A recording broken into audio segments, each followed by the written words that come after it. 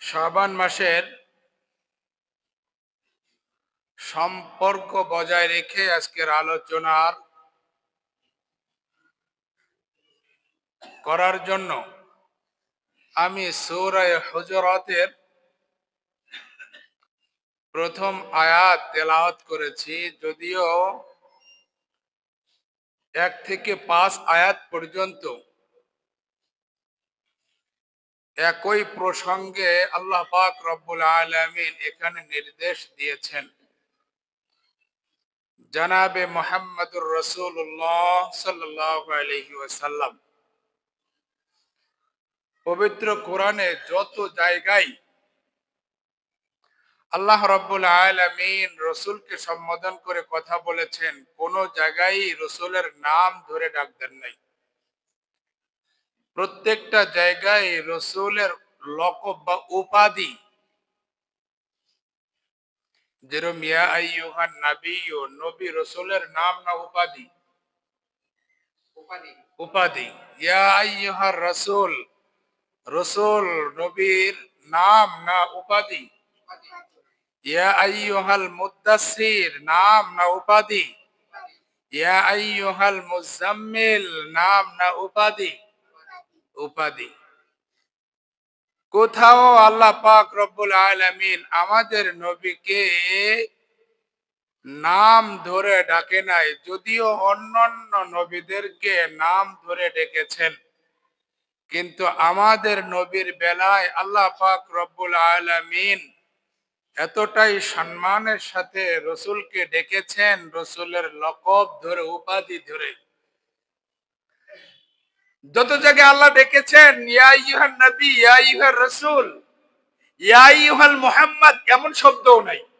আল্লাহ রসুলকে মুহাম্মদ বলে ডেকেছেন, এমন শব্দও নাই।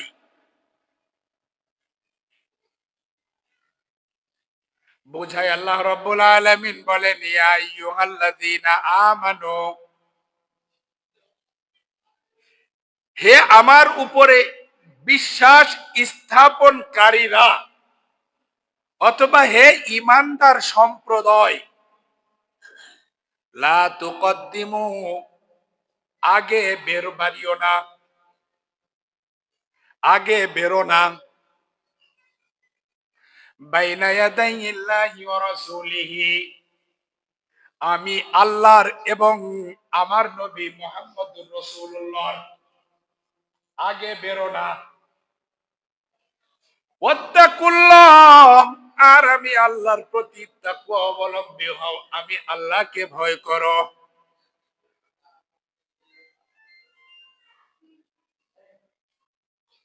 ইন্নাল্লাহা সামিউন আলিম, নিশ্চয় আল্লাহ সব শোনেন এবং জানেন। এটা হলো সাদা মাথা একটা তরজমা। এইবার একটু মনোযোগ দিয়ে শুনবেন। আমি আল্লাহর আগে বেরো না এবং আমার রসুলের আগে বেরো না। বাইরো না, যেটাকে আমরা বলি বাইরো না, যাইও না, এটা তো গেল সাদা মাথা একটা শাব্দিক তরজমা। মূল মাকসাদ গুলো শোনেন, মনোযোগ দিয়ে শুনবেন। আমি আল্লাহর আগে বেরো না, আমি আল্লাহর আগে যাইও না, আমি আল্লাহর আগে চলো না। এই কথাটার অনেকগুলি ব্যাখ্যা হয়।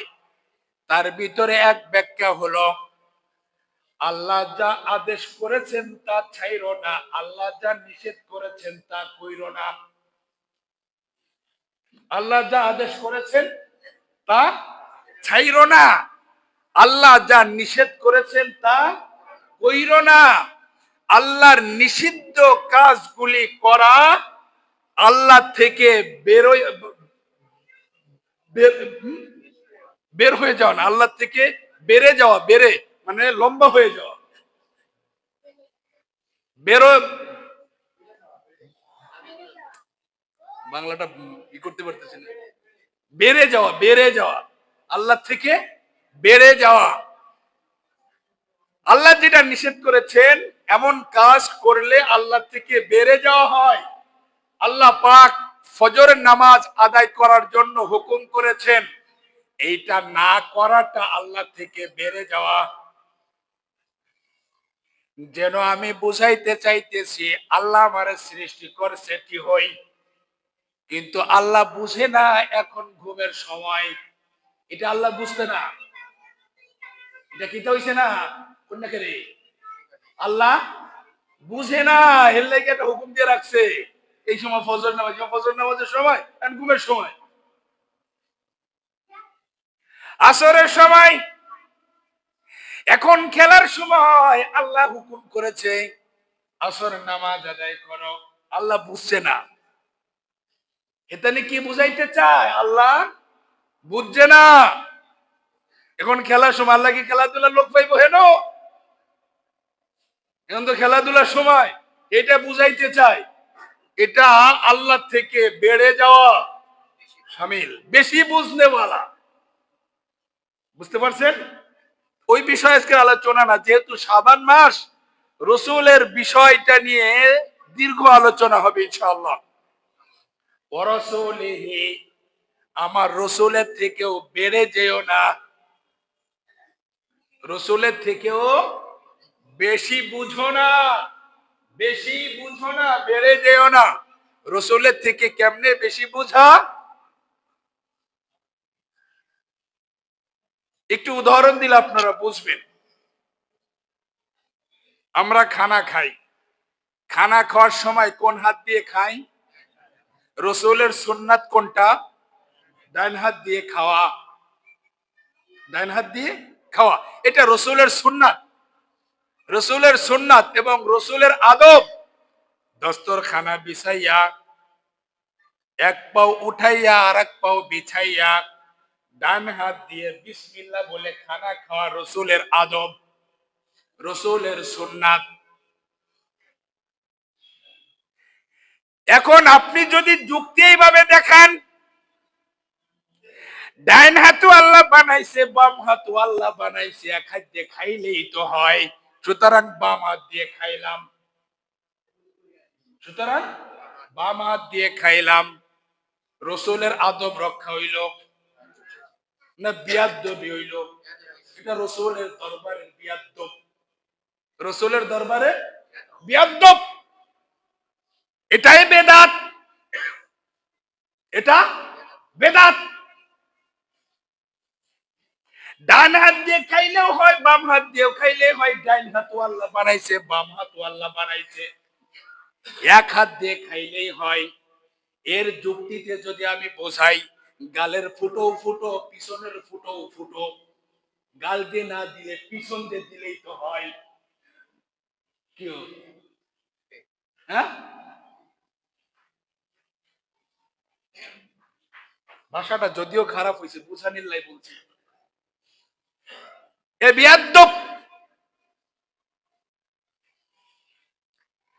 এরপর আল্লাহর হাবিব সাল্লাল্লাহু আলাইহি ওয়াসাল্লাম মানুষকে বুঝিয়েছেন, জামাতের আগে আজান দেওয়া, নামাজে ফজরের আগে কি দেয়?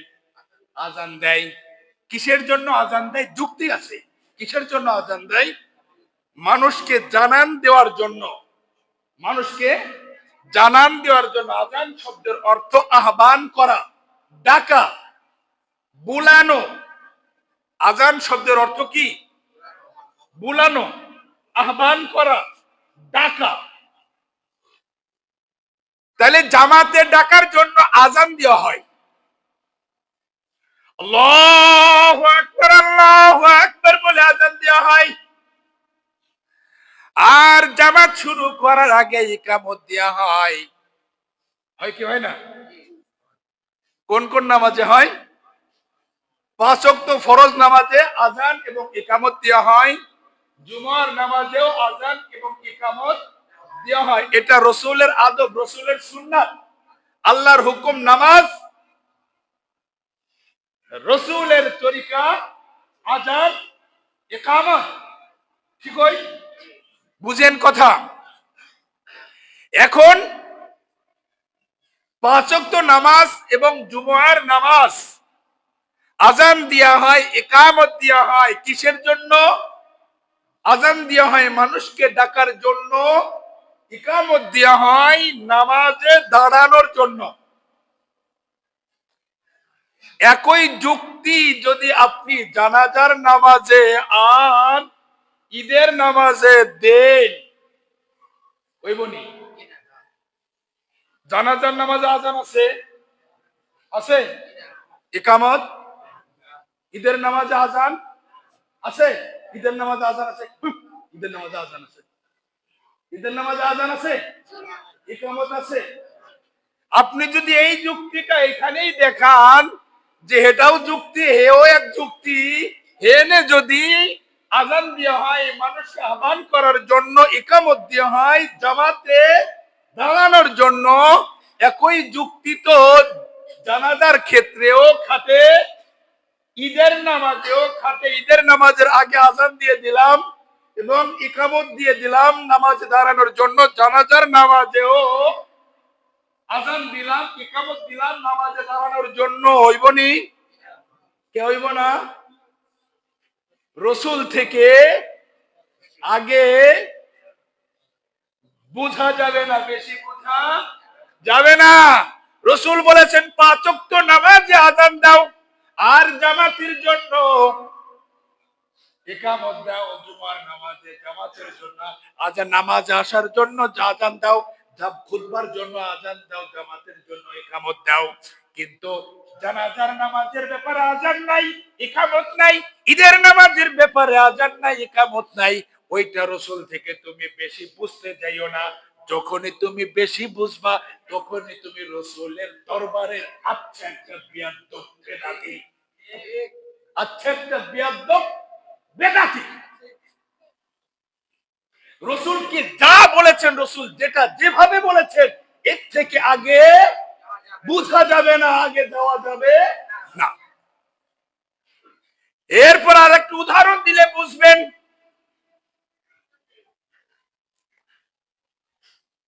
জানাজার নামাজে দোয়া আছে নামাজের ভিতরে না নামাজের বাহিরে? এতদিন তো বহু জানাজা পড়ছেন, জানাজার নামাজটা কি? একটা দোয়া। জানাজার নামাজটা কি? দোয়া। এই দোয়াটা ভিতরে না বাহিরে? মুসলমান নাম কাটা যাবে, নামে তো কত মানুষ জানাজা করে কবরে নামাইছেন। জানাজার নামাজের দোয়া ভিতরে না বাহিরে? নামাজের اللهم اغفر لي حينا وميتنا وشاهدنا وغائبنا وصغيرنا وكبيرنا وذكرنا وأنثانا اللهم من أحييته منا فأحيه على الإسلام ومن توفيته منا فتوفه على الإيمان برحمتك يا أرحم الراحمين। এটা নামাজের ভিতরে না বাহিরে? নামাজের ভিতরে। রসুল নামাজের ভিতরে দোয়া দিলেন, নামাজের ভিতরেই পড়তে হবে। আপনি যদি নামাজের বাহিরে আবার দোয়া করতে থাকেন, আয় আল্লাহ, এটা রসুলের আদব হবে না বিয়াদব হবে? হ্যাঁ, রসুল বলেছেন নামাজের ভিতরে দোয়া, আপনি নামাজের বাহিরে করলেন দোয়া। দোয়া কি খারাপ জিনিস না ভালো জিনিস? কন্যা করে খারাপ জিনিস না ভালো জিনিস? ভালো জিনিস। আপনি কইলেন নামাজের বাহিরে, হইবনি না রসুলের দরবারের বিয়াদ্দব হইলেন, বেদাতি বিয়াদ্দব। রসুল নামাজের ভিতরে দোয়া করেছেন, সুতরাং আপনাকে রোজ নামাজের ভিতরেই দোয়া করতে হবে। জানাজার নামাজের বাহিরে কোনো দোয়া নাই। কথাগুলো মনে রাখেন, কিন্তু আপনাদের হালুয়া রুটি নিয়ে কথা কব একটু পরে, কথাগুলো মনে রাখেন।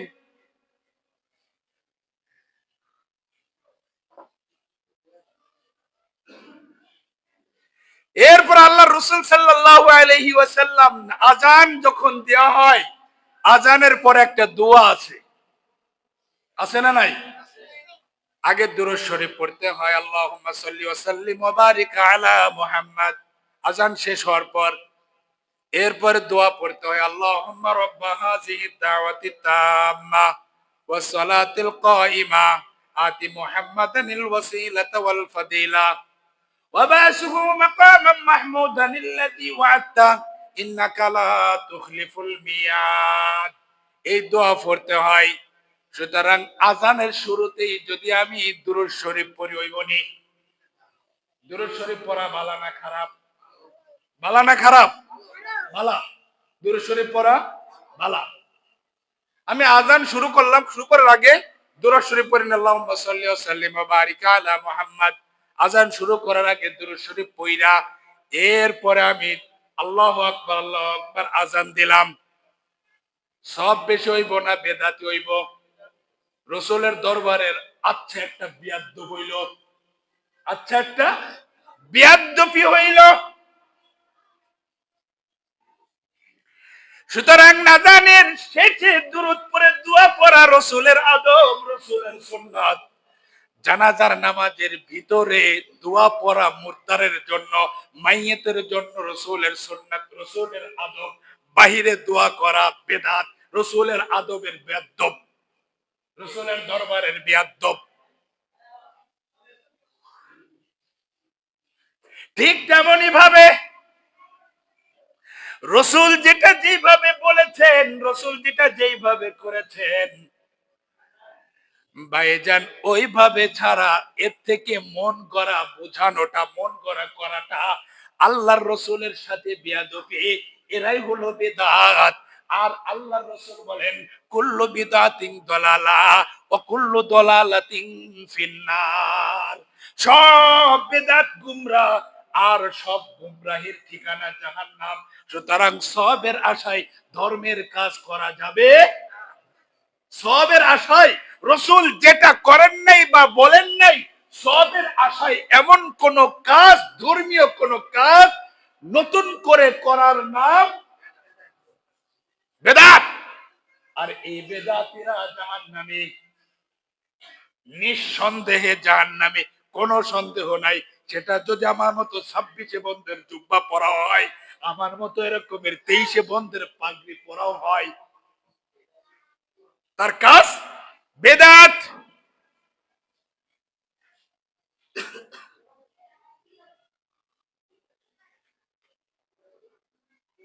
রাসূল যেটা করেন নাই, রাসূল যেটা বলেন নাই বা সমর্থন করেন নাই, এমন কোন কাজ মন গড়া রইসুল মুফাসসিরিন হযরত আব্দুল্লাহ ইবনে আব্বাস, আব্দুল্লাহ ইবনে আব্বাস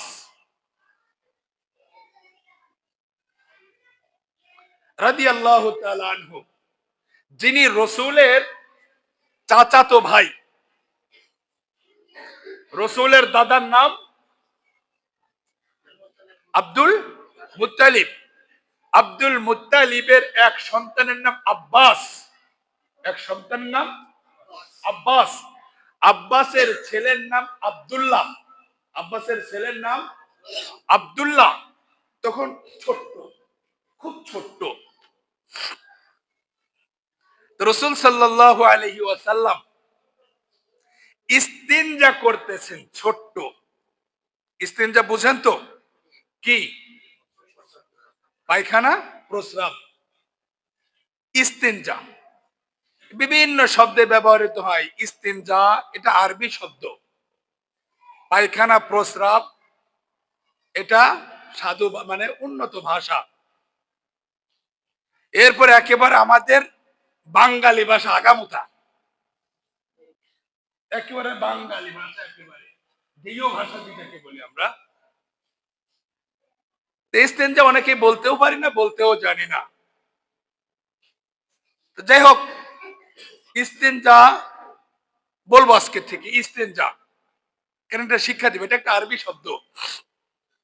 রাসূল ছোট ইস্তেঞ্জা করতেছেন। তো আব্দুল্লাহ ইবনে আব্বাস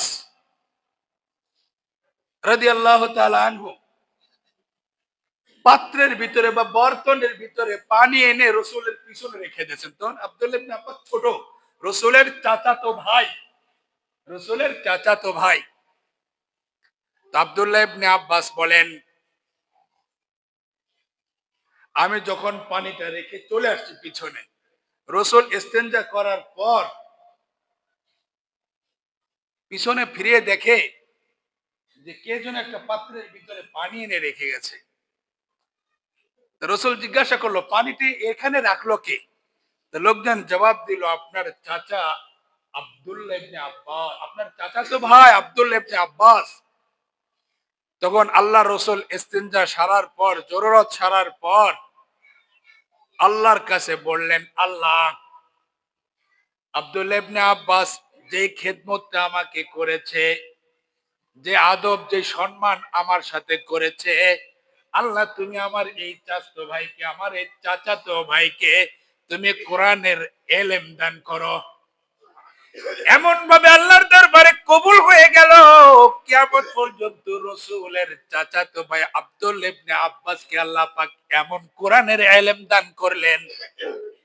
ভাইজান, কোরআনের ইলমের কাছে আব্দুল্লাহ ইবনে আব্বাসকে রাইসুল মুফাসসিরিন বলা হয়। কোরআনের এত বড় তাফসীর কারক কিয়ামত পর্যন্ত আর কোনোদিন আসবে না। এত বড় মুফাসসির আল্লাহ পাক রাসূলের চাচাতো ভাই আব্দুল্লাহ ইবনে আব্বাসকে বানিয়ে দিলেন। আব্দুল্লাহ ইবনে আব্বাস রাদিয়াল্লাহু তাআলা আনহু বলেন, কিয়ামত পর্যন্ত সব উম্মতে মুহাম্মাদের কাছে আমার বার্তা, আমার নির্দেশ, আল্লাহ পাক রব্বুল আলামিন বলেন, ইয়া আইয়ুহাল্লাযীনা আমানু লা তুকদ্দিমু বাইনা ইয়াদাইল্লাহি ওয়া রাসূলিহি ওয়াত্তাকুল্লাহা ইন্নাল্লাহা সামিউন আলিম। রাসূলের আগে বেরো না, বাইরে যায় না। রসুল যেভাবে করেছে ওইভাবে করাটার নাম রসুলের সম্মান, রসুলের মর্যাদা। তোমরা রসুলের মর্যাদার প্রতি লক্ষ্য রাখো। তাদের সাথে, রসুলের সাথে ধমকের স্বরে কথা বলো না। রসুল যেভাবে বলে সেইভাবেই তোমরা করো, যেভাবে চলে সেইভাবেই তোমরা চইলো। রসুল যখন ঘরের ভিতরে থাকে, তোমার প্রয়োজনে ঘর থেকে রসুলকে বের হয়ে আসার ইশারা দিও না। রসুলের সাথে কথা বলতে হইলে রসুলের জন্য ঘরের বাইরে অপেক্ষা করো। রসুল যখন বের হবে তখন তুমি রসুলের সঙ্গে কথা বলবা, ডাক দিয়ে কথা বলবা না, এবং রসুলের সাথে উচ্চ স্বরে কথা বলবা না। এইটাই রসুলের আদব। রসুলের সাথে আদব রক্ষা করে চলবা। আব্দুল্লাহ ইবনে আব্বাস বলেন, যখন রসুল পৃথিবীর জমিনে থাকবে না, রসুলের সব উলামায়ে ওয়ারাসাতুল আম্বিয়া, রাসূলের সব ওয়ারাসাত গুণকে, অর্থাৎ উলামায়ে কেরামদের সাথে একই আচরণ করবা, একই আদব রক্ষা করবা, একই ভাবে তারা যেইভাবে বলে সেইভাবে চলবা। তারা যেটা নিষেধ করে সেইটার দ্বারের কাছে তোমরা যাইবা না। তাহলেই তাদের মাধ্যমে রসুলের আদব রক্ষা হবে, রসুলের কথা তোমাদের মানা হবে। তাদের কথা যদি মানো, তবে সেটা যদি কোরআন ও হাদিস অনুযায়ী হয়, তাহেরের মতো মন করা করলে হবে না। যেটা যদি কোরআন হাদিস অনুযায়ী হয়, তাহলে যদি তোমরা ওই আলেমদের কথা অনুযায়ী চলো, তাহলে তোমাদের চলাটা রসুলের কথা অনুযায়ী চলা হবে। রসুল যেভাবে চলতে বলে সেইভাবেই চলা হবে। একটু মন দিয়ে শোনো। এখন আপনাদের প্রশ্ন জাগবে, প্রশ্ন জাগবে যে রসুল তো নাই, তাহলে এই আলেমদেরকে সম্মান করবো কেন? আলেমদেরকে সম্মান করলে, আলেমদের কথা অনুযায়ী চললে রসুলের কথা অনুযায়ী চলা হবে কিভাবে? একটা উদাহরণ দিলে আপনারা বুঝবেন। মায়ের গর্ভে সন্তান ভূমিষ্ঠ হওয়ার আগে বাবা দুনিয়ার জমিন থেকে চলে গেল। ভূমিষ্ঠ হওয়ার আগেই বাবা দুনিয়ার জমিন থেকে চলে গেছে। এইবার বলেন তো, এই বিচারা ভূমিষ্ঠ হওয়ার পরে বাবাকে পাবে না? বাবা ভূমিষ্ঠ হওয়ার আগেই মারা গেছে, ভূমিষ্ঠ হওয়ার আগেই মারা গেছে। এখন তো তার রক্ষণাবেক্ষণ কাউকে না কাউকে করতেই হবে, করতেই হবে। রক্ষণাবেক্ষণ দায়ভার নিল চাচা। কে দায়ভার নিল? চাচা। তাকে গোসল করাই, কোলে পিঠে করে বড় করলো, বাজারে নিয়ে যায়, লেখাপড়া করায়, আদব আখলাক শেখায়, যেভাবে পৃথিবীর জমিনে চলতে হয় ঠিক ওইভাবেই চাচা সর্বক্ষণ সাথে রাখকে এই ভাতিজাকে লালন পালন করতেছে, করতে করতে বড় করলো। আচ্ছা বলেন তো, এই চাচাকে যদি বাবার মতো সম্মান করে, বেয়াদবি হবে না সম্মানে হবে? কেন? বাবা তো নাই, ওই বাবার দায়িত্ব পালন করেছে কে? চাচা। সুতরাং চাচাও বাবার সম্মান তুল্য সম্মান পাবে এই সন্তানটার কাছে। ঠিক তেমনি ভাবে মুফাসসিরিনে কেরাম তাফসীরের কিতাবে লেখেন, তুমি দুনিয়ার জমিনে আসার পর রাসূল দুনিয়ার জমিন থেকে অনেক আগেই অতিবাহিত হয়ে গেছে।